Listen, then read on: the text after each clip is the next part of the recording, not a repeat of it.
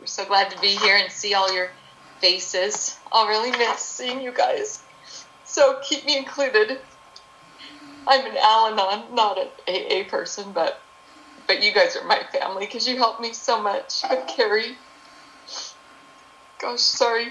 We should give credit to Nikki Conrad for doing most of that film strip that you guys added to. And Julianne, I wanted all those quotes because I couldn't see them very well. So send them to me, would you?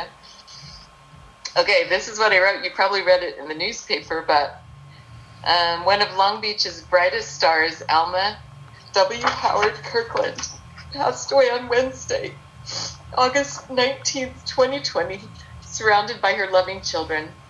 She was born in the oil boom town of Long Beach, California, at Seaside Hospital on June 26, 1927, to Harold Wendell Howard and Frances Winifred Chanot. Alma lived most of her 93 years in Long Beach. She attended school at Fremont Elementary, Franklin Junior High, and Wilson High School. After World War II, she met the handsome Frank Kirkland, a star football player for Santa Barbara State College, who had served in the Coast Guard in the Pacific. Frank swept her off her feet, and they were married on September 2nd, 1946. Soon their first child, Chris, was born, followed by Linda and Scott. Alma took great pride in mothering her children. She was an amazing cook and had a perfectly clean and organized home. While the kids were young, Alma loved to take them to the beach on camping trips and always made time to attend their activities and athletic events. Frank was employed as the Director of Special Services at the Naval Base in Long Beach, which gave Alma the opportunity to write a column for the Press Telegram called Navy Circles, which featured the lives of those serving in Vietnam and their families. Alma and the kids were very involved with activities and events held at the Naval Base. In her 40s, Alma became a realtor, commencing with Century 21, and was the top agent for over 30 years. She eventually became a co-owner of Boardwalk Properties with her good friend Lorna Rowland and her daughter Chris. At the time of retirement, she was working for Coldwell Banker. As a real estate agent, Alma built long-lasting relationships with her clients who became loyal friends. When Frank passed away prematurely in 1982, Alma's real estate career comfortably provided for her throughout her retirement years. Alma would say that one of her greatest accomplishments is the person she became through her association with Alcoholics Anonymous. Gosh, sorry. She would have been proud to celebrate her 48 years of sobriety on October 14th, 2020. Through her AA associations, Alma has left quite a legacy, which will continue to expand as the numerous people she counseled pass her wisdom on to many others, as we can see right now. Because of her service, Alma will live forever in the hearts of so many. And we didn't say this here, but as far as the family went in AA, we really didn't like you all very much. It was hard because she was either on the phone with real estate or on the phone with the babies. And we'd be at her house waiting to talk with her, eat with her, and she'd be running to get the phone all the time. But we're just so grateful that she had all of you and your support and all of your love. Alma was baptized into the Catholic Church in the 1990s, joining many of her dear friends, where they faithfully attended Mass together and enjoyed her Bible study group. I can say to you, Sisters of the Sauce, but we didn't write that in the obituary. Alma was an avid Los Angeles Dodgers fan. She knew all of the players. Chris Taylor was her favorite. She loved Vin Scully and often wore her Dodger outfits while watching the games and even wanted updates during the final days of her life.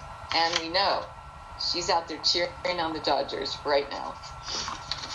Alma is survived and adored by her 3 children, their spouses Rob, Sean, and Christy, 6 grandchildren, and 13 great-grandchildren, and was preceded in death by her husband Frank and her grandson Kerry Kirkland. As a family, we're so grateful to the many wonderful caregivers that blessed Alma's life with years of selfless love and with selfless loving service. And we thank each of you for all the compassionate service you gave her over the years. Boy, I want to join AA so that I can have friends like you who will come help me in my old age and be my friend. So we're so grateful to all of you. Thank you so much for letting me share. Thank you. Thank you so much, Christy. That was wonderful.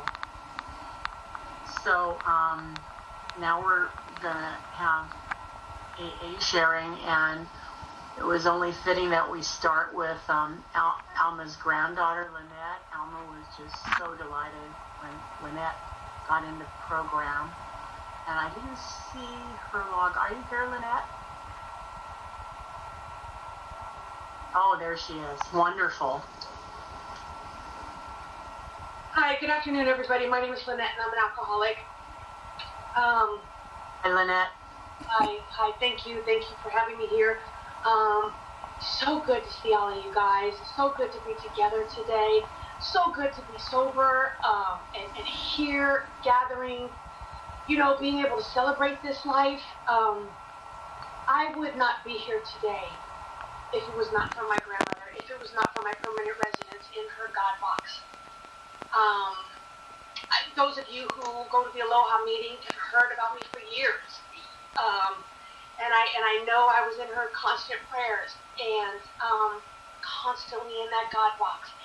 And I truly, truly believe that if it were not for that, and not for her being a strong member of Alcoholics Anonymous, not for her being a strong representation, example of women in Alcoholics Anonymous, right? This is a program of attraction, not promotion.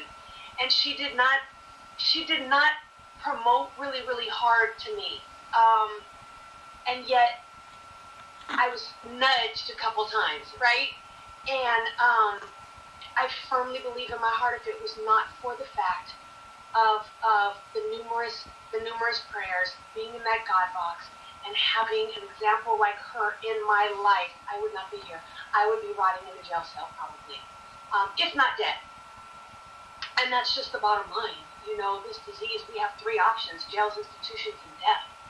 And some of us get to make it and stay, and you know, some of us don't, and we all see that. You know, we've seen it with people close to us, and we've seen it even in the rooms when people don't stay, when they decide to follow that great idea that we tend to get sometimes.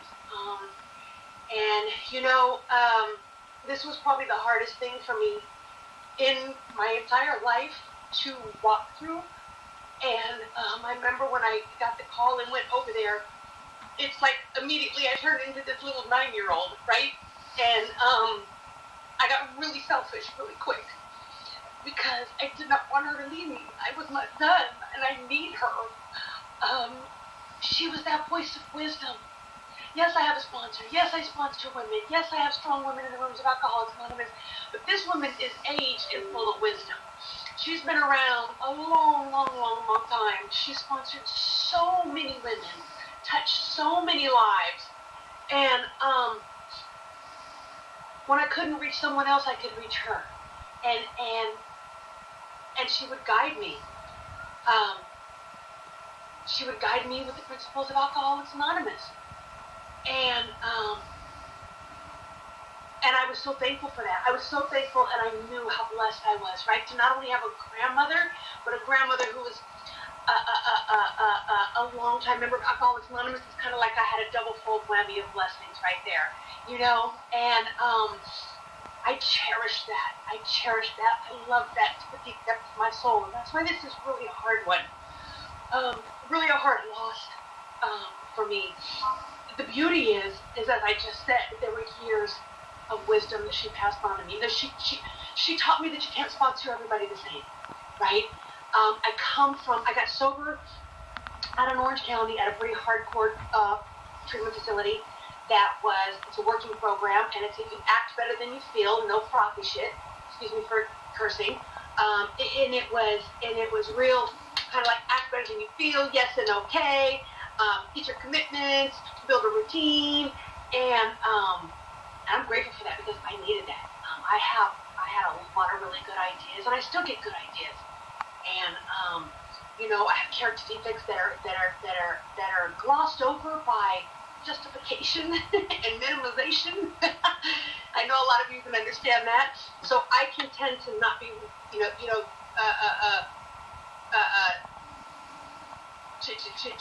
to go to the wayside sometimes. And so I'm grateful for that. And so I began to sponsor that way, and I got frustrated sometimes.